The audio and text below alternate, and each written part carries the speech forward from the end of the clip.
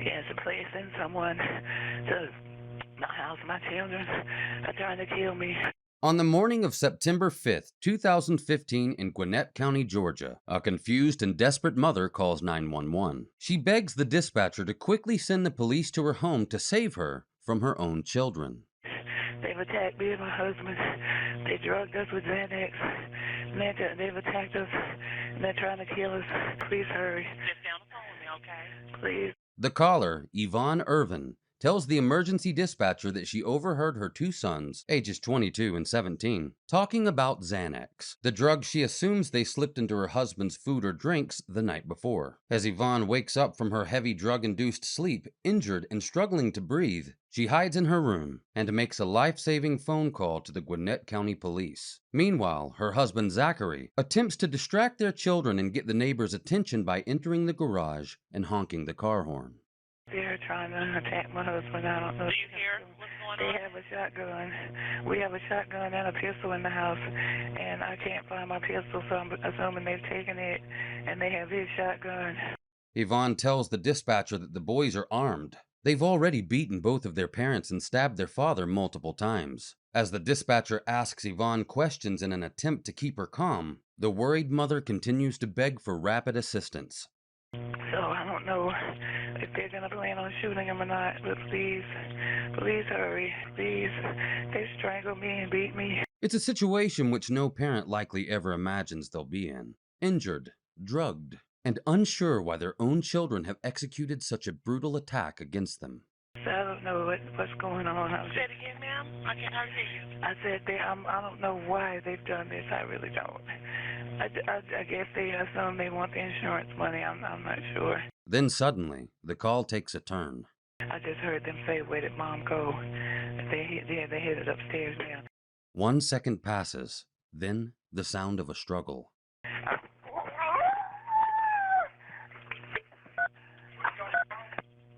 Hello? The police are out their way. It's out their way.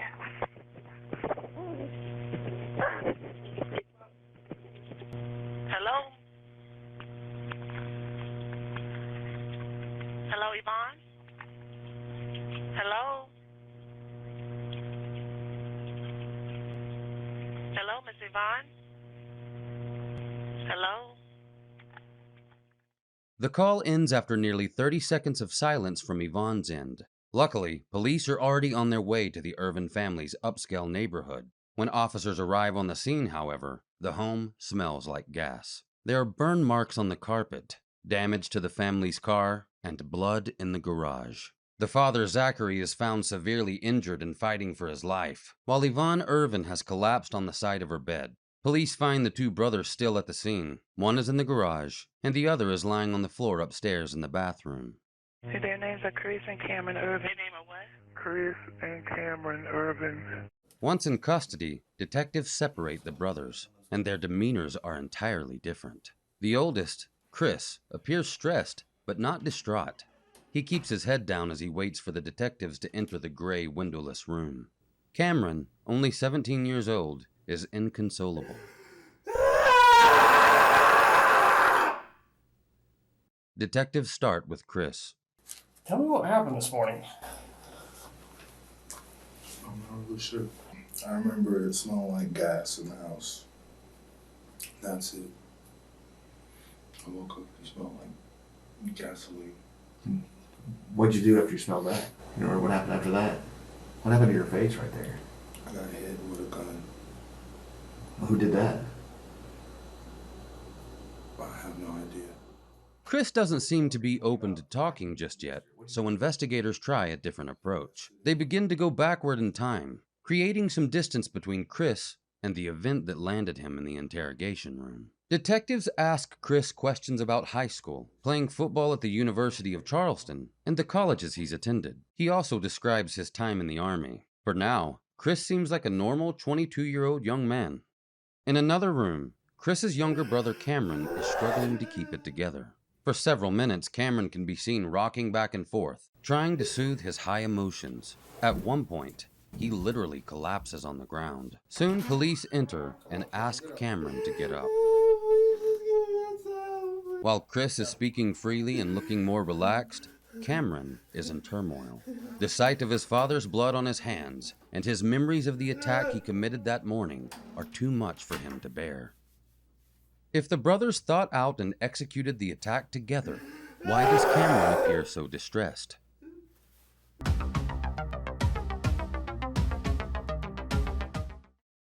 Questioning Chris about his personal life, he reveals a few possible motives to the police. Do you have a girlfriend or anything?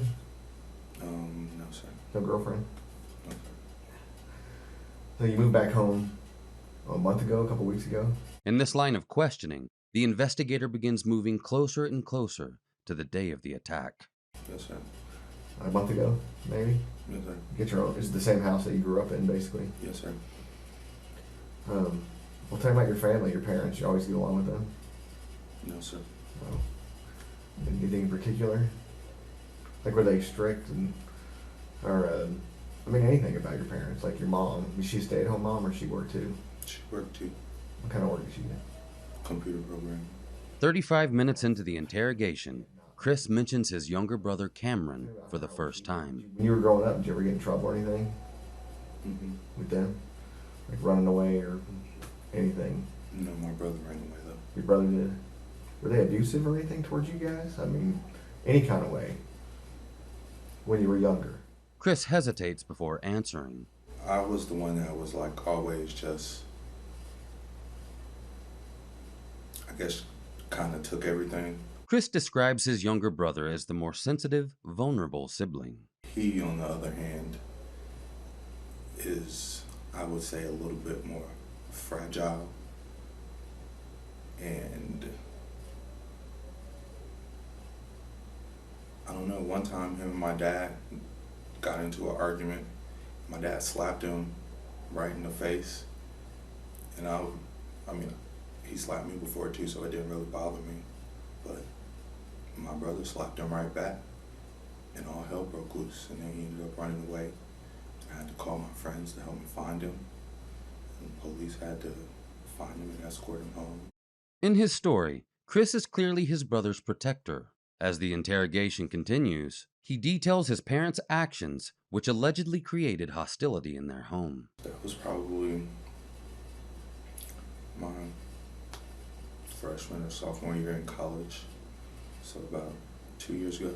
He was in high school already, my brother. But ever since then, it's just, our house is weird. My dad, he was pissed when I decided to not play football anymore. Or, it really wasn't my fault, but whatever. So, ever since then, like, I don't know, communication is just weird. Well, that's what I want to get to. I know it's never what it looks like. It never is. Just because of what happened. Unfortunately, in our line of work, you get so cynical to where it's helpful because you know not to believe the first thing that you hear and to look further. And that's what we want to do. And I can tell that there's more going on here than what it appears. But we don't have any way to know other than if you tell us. And if we have the whole picture, it makes everything more understandable to everyone. Because everyone's going to draw conclusions right away just from what they see. And that's wrong, but that's what people do. We're not going to, because like I said, unfortunately, we see it so often, we know that the first thing we see is not it. Clearly, we can hear your brother. He's very upset. And I hope to God when we go in and talk there that he will tell us the full story. And that's what I want. That's what we want. We don't want to have anything happen that doesn't need to. And we're going to do a full investigation. We're going to check everything. We're going to check like cell phones, and we're going to check records and everything. But if you can give us some guidance from the beginning of exactly what happened, the courts, the district attorney, everybody takes that fully into consideration, because it can't be what it just looks like, because that doesn't make any sense. If you would just help us understand the whole picture, that's all we want. Have you ever, I think, collectively,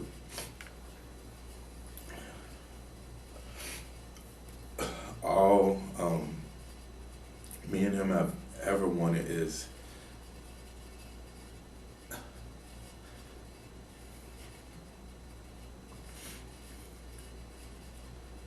just like their approval.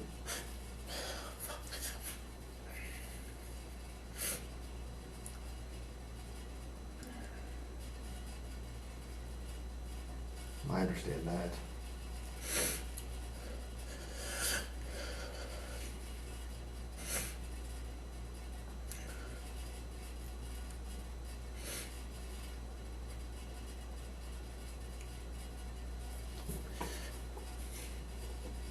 Until I went to college, I did everything that my dad wanted me to do because we didn't have a relationship. We did it outside of football. That was it. I mean, when I got to college, I realized, I don't even like football like that. I don't want to be at a school.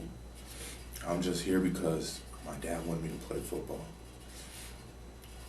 I decided that, okay, I don't want to be in Charleston anymore. It's 7, and I don't know if you're thinking about Charleston, South Carolina, because a lot of people get that misconstrued, but it's Charleston, West Virginia, which is like 8 hours away. Yeah, I thought South Carolina. It's like 8 hours away. I was going to school, working, playing football,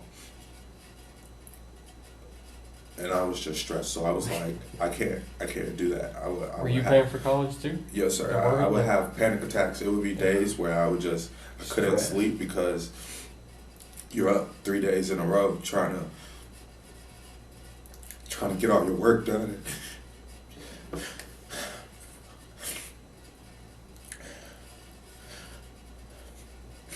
I have 4.0. You have 4.0? What was your major? Political science. Yeah. It's not an easy course. That's a lot. And the reason why I left and went to Valdosta was because they were going to offer me more scholarship money to where I wouldn't have to work. My dad didn't want me to leave Charleston. But I was like, I can't do this anymore. I can't. And then when the scholarship with Valdosta fell through, I had hope. So like school was still paid for, but I mean I wasn't playing football anymore. And like I said, that was really kind of the only thing we connected on. He literally, the whole summer I came home from Charleston before I went down to Valdosta, he did not talk to me. Every time he looked at me, it was like, get out of my face, like, why are you here?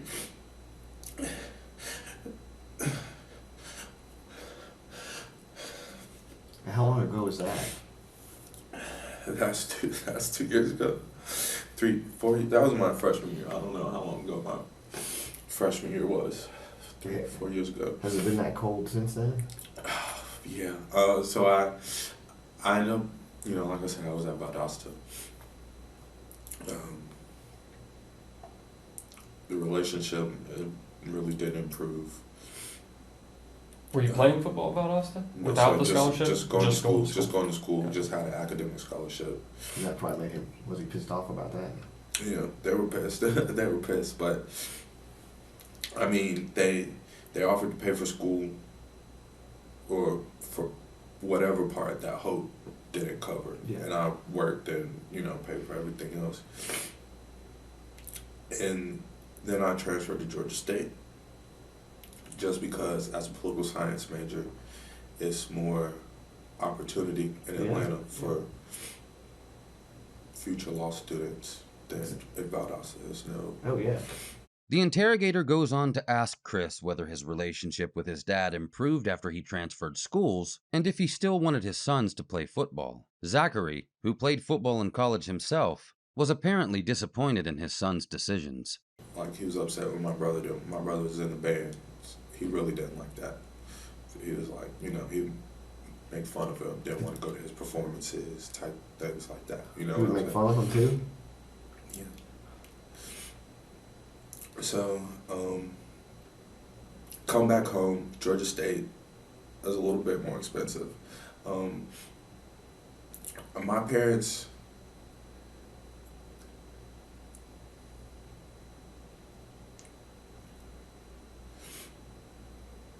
by no means are they rich. By no means do they have, you know, all of the, in college you meet a lot of people with a lot more than you. Yeah. And that's okay with me. I have friends with trust funds and and their parents have secretaries and they drive brand new Maseratis and stuff like that. And that's cool. But my parents don't have that. They do have, but they've showed me how to do a budget. They've showed me how to work with their budget, you know? Mm-hmm. And when I first went to Georgia State, they told me we will pay X amount of money for your school. You have to figure the rest out. That's fine. That's what I did. Then it cut back to, last year I think they gave me $500 for school. Georgia State's like $11,000 a year. So I had to take out a bigger loan. And then they claim me on the taxes like they paid for it. They claimed the whole amount, which blows me. I had a car, but they told me that when he graduated, I was gonna have to take on my car payments. Well, car payments on a brand new 2014 car, I can't make that and pay for school and pay for insurance and pay for my phone bill and pay for... So far, Chris has told investigators 3 factors that could have played into the motive for the attack. First, Chris may have felt that his brother needed his protection. Second, Chris felt he wasn't enough for his parents. In seeking their approval, he reveals that he often found himself on the receiving end of his father's disappointment. Third, Chris was under an enormous amount of stress. Between work, school, and football, he simply couldn't keep up. Chris then reveals to investigators that the main cause for his stress at school was money. I can't make that and pay for school and pay for insurance and pay for my phone bill. Chris's frustration over money aligns with the motive that Yvonne suggested in her 911 call. So I don't know what's going on. Say it again, ma'am. I can't hardly hear you. I said I don't know why they've done this. I really don't. I guess they assume they want the insurance money. I'm not sure. Did the brothers want to kill their parents for insurance money? If so, detectives need to know if Cameron was under the same financial stressors as his older brother, or if it was solely Chris's financial needs that allegedly motivated the attack. And while I've been gone, I was talking to my brother. He said, their relationship has gotten progressively worse since I've been gone. And it's like times where we all live in the same house, but we won't see each other or talk to each other for days at a time. Like if they go out of town, my mom texted my brother that she was leaving to go out of town. Like, well, that's cool, but if we all live together In the same house. And she a text message. We're going out of town. That's pretty cool. And he's 17. Well, he's graduated from high school, but 17, man, you're still a kid, and your mom texts you that she's leaving. I don't know. Is he a senior? He just graduated. Oh, He was supposed to be going to the Navy in January. In just a few months, Cameron would be following in his older brother's footsteps by leaving home to join the military. However, Cameron doesn't express the same financial concerns as his brother. The 17-year-old tells his story from a more emotional place. Do you feel like talking to us?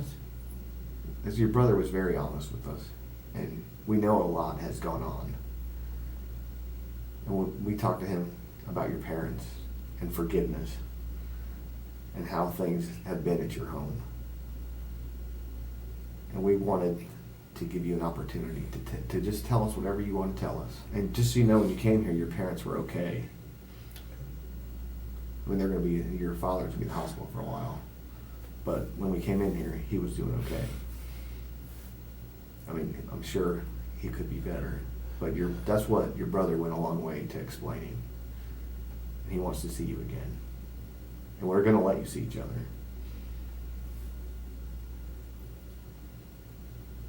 That should make you feel, does that make you feel a little bit better? I think it does. He told us about growing up at your house from his perspective.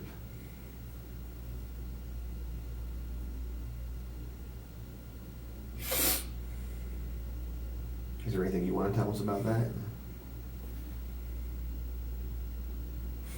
Growing up at my house.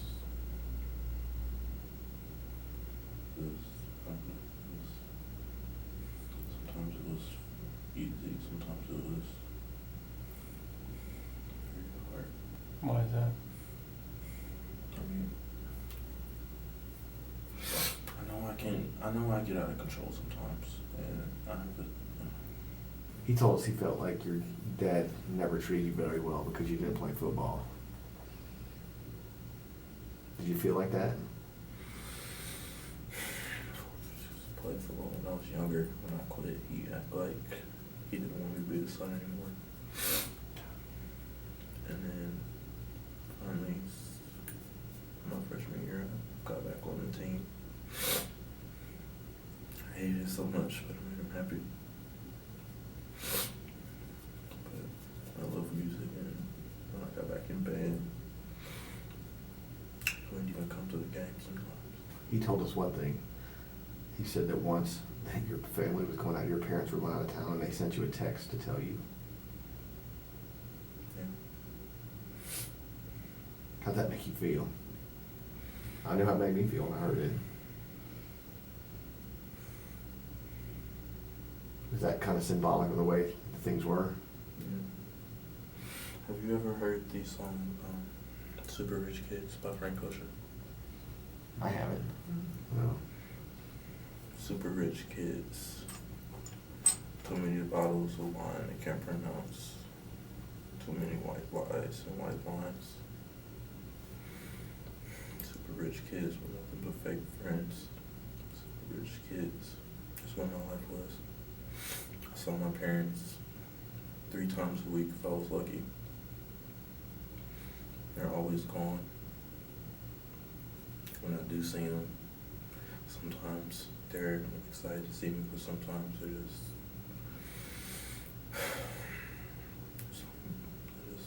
mean. I don't know why. I'm trying. They want me to get out the house. They wanted me to do something. I enlisted for the Navy. Just wasn't enough. I don't know. Just wasn't supposed to happen. He told us that y'all turned the gas on last night, and it just didn't work. I told you we did it. No, he just kind of said the gas. He was kind of vague, but that the gas was turned on and they put candles out.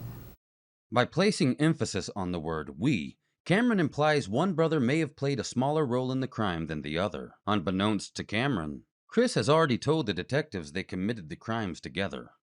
We are going to let you see your brother today. Just, can you tell us what happened? Honestly, we just wanted to blow the house up. To start over the house, we're missing so many bad things. Mm-hmm. Blow the house up and start over, but it didn't work. We waited all night and it didn't work. And then we were like, well, the whole house smells like gasoline.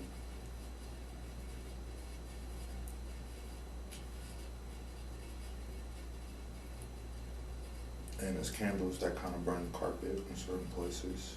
Mm-hmm.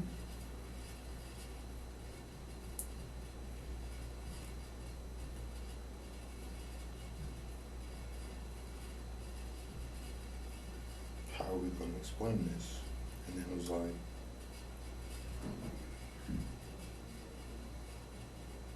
well, it's too late now. Chris details the events leading up to the night of the attack against his parents. Throughout his confession, Chris uses the word we, implicating both himself and his younger brother. At one family home, What are you doing? Watching the house burn down. It's my parents' favorite show. Really? It's their favorite show. They watch it every Tuesday. Like, they sit together. They come home early on Tuesday so they can watch this show. And I was like, Cameron, they watch the haves and the have-nots, bro. They're gonna know we tried to burn down the house. And your brother's very upset and emotional. I can hear him. Do you think if you go in there and maybe give him a hug and stuff, talk to him for a few minutes, that will be helpful? Yes, sir. Because I think we can do that. Or if you could just kind of tell us real quick what happened this morning after it didn't work out in the gun thing. Did they just start? After it didn't work out, we were gonna go up there and tell them that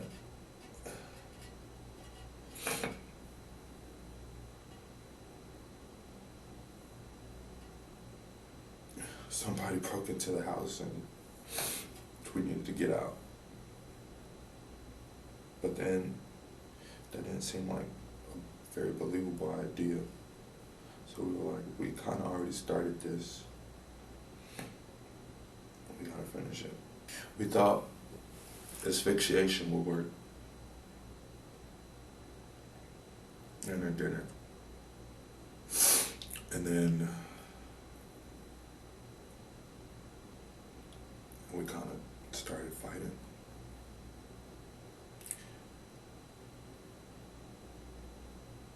I mean, but then when you fight your parents, I mean, I don't think anybody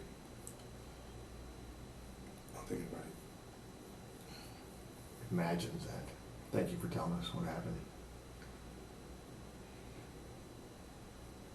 I know it seems really bad right now.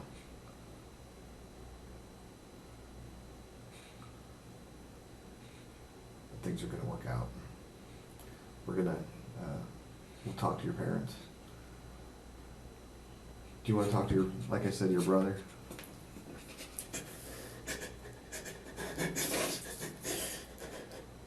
before the detectives allow the brothers to reunite, they want to hear Cameron's side of the story. Soon, they find that Cameron shows a strong allegiance to his older brother, but the story he paints is dramatically different. Last night, me and my parents got into it, and me and my dad both got these horrible tempers, and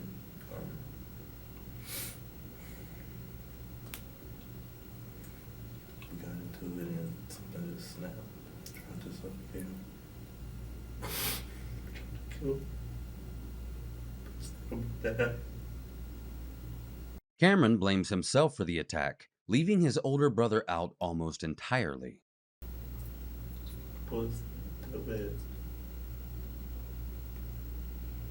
So is that not right, what your brother said? Y'all started fighting last night? My dad got into it. My Chris tried to calm me down. He's always trying to separate us. He's the most calm, level-headed one. I tried to sleep it off, but I couldn't. It was like, I don't know, it's like, my body was moving on my own, but I was just watching for the ride.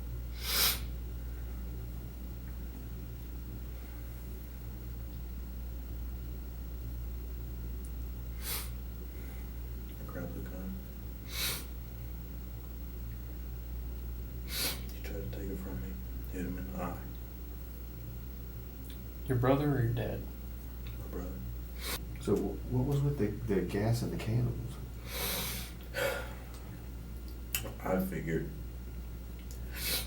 if I was gonna kill him,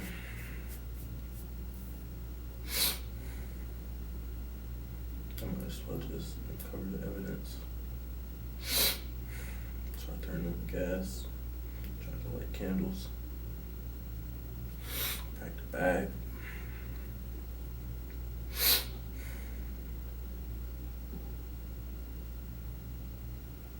Back inside.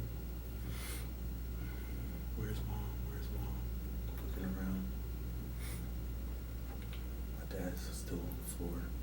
She's upstairs on the phone.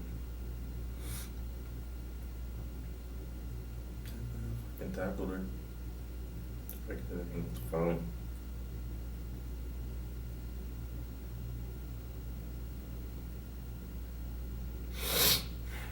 Joker. Tell us their favorite show was The Have and Have Not.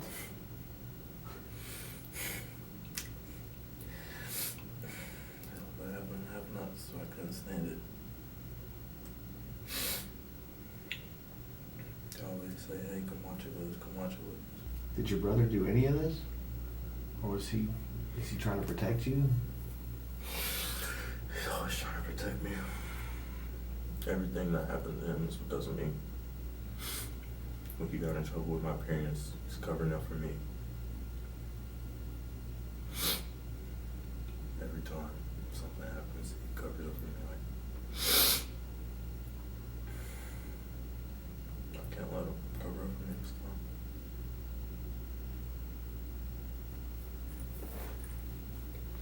So did he help you turn on the gas and put the candles out? No, I did that all myself. But you turned the gas on last night? Gas on this morning. This morning too. This morning. Because the way he was telling it seemed like he was involved with the thing. But if you could give us a timeline of how it went, if he's just trying to protect you. About, got into it last night.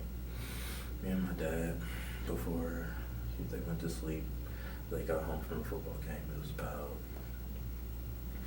11 or 12. Chris calms me down. I go upstairs, he goes downstairs, everybody goes to sleep, but I couldn't sleep. Something just snapped. I take my pillow, I go to my parents' room. About 4 in the morning, trying to smother my dad. I smothered my dad. My mom wakes up, tries to pull me off of him. I hit her. My dad tries to get back on me, but I know where he keeps the shotgun, so I go for it. At no time during Cameron's confession does he mention the money woes his older brother described to investigators. He doesn't present a true motive for his actions, despite taking full blame for the attack. Cameron makes it clear to investigators that he's willing to take the fall for his older brother. Grabbed the next one, I just stabbed him, kept stabbing him, kept stabbing him, kept stabbing him, kept stabbing him.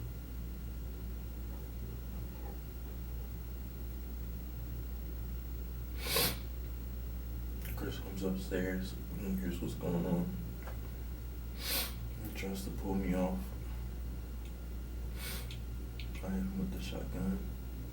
He goes down.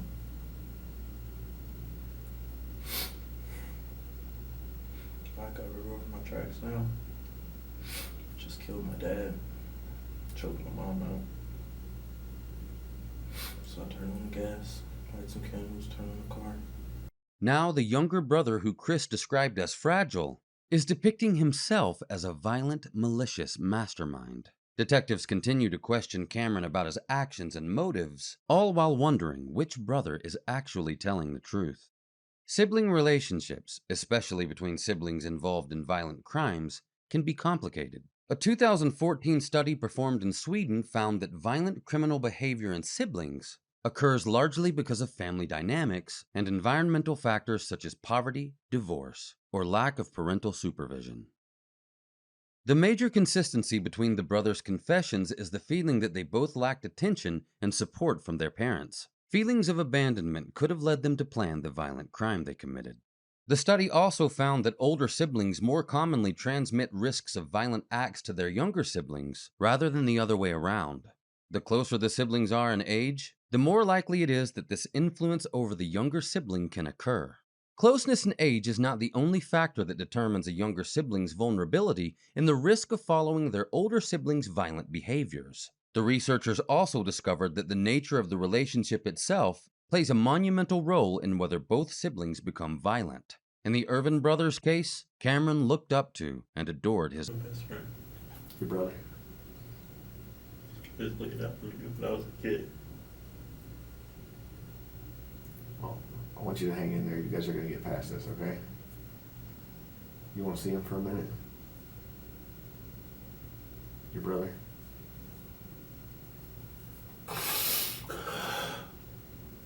Finally, the detectives allow the brothers to see each other.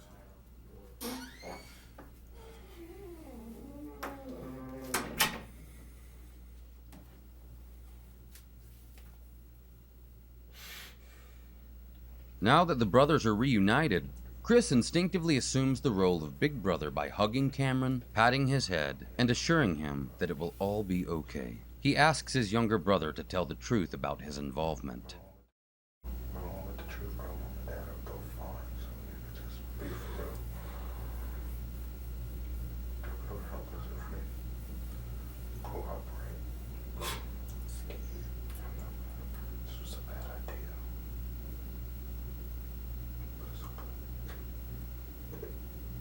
But it's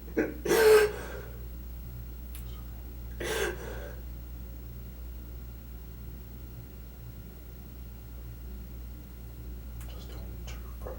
That's it. You made a bad decision. That's alright though.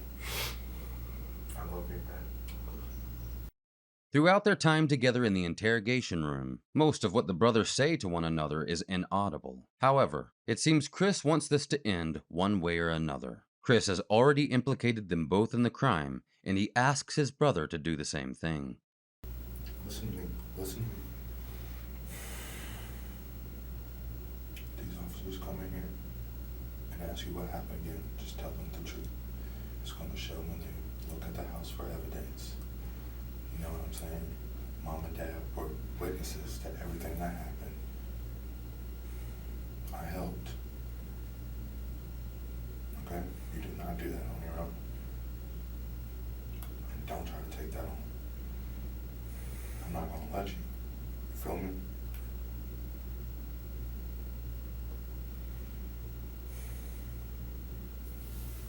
So, like I said, just keep it 100 when they come in and ask you. They're probably gonna testify against us, but at least it's not gonna be murder.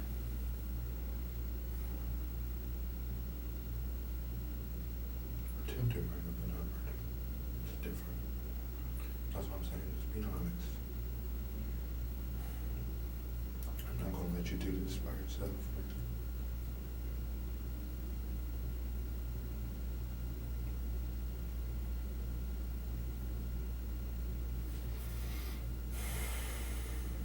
You feel me?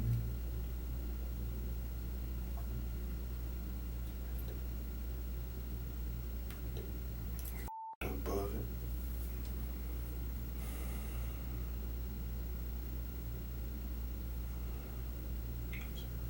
I don't even know who I would call.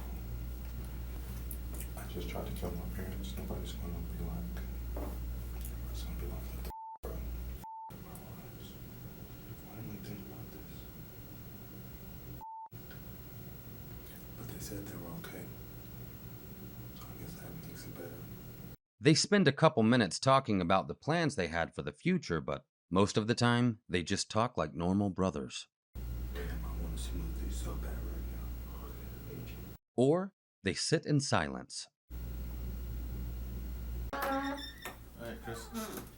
Eventually, officers come back into the room and escort Chris out, leaving his younger brother alone again in the interrogation room. Both brothers are handcuffed before leaving together. In the end, one singular motive for the crime was never determined. Although during interrogations neither brother admitted to using Xanax to drug their parents, at their trial, the boys claimed they suffered from a prescription pill addiction in the years leading up to the morning of September 5th. Yvonne and Zachary blamed the drug use, not their sons, for the attack. Chris and Cameron were both charged with 2 counts of felony aggravated assault and first-degree arson, along with several other charges. The DA pushed for the brothers to go away for 30 years, but their parents pleaded with the judge for leniency. Yvonne and Zachary asked the judge to sentence the brothers to 10 years, which is the lightest sentence allowed. Zachary Irvin told the court he saw Satan in the house that night, and he knew the devil, not his sons, was responsible. Since the brothers have been behind bars, Yvonne and Zachary have both paid them visits countless times. As of 2024, the brothers have served 7 years of their 20-year sentence for the attack against their parents. They'll be eligible for parole in 2000.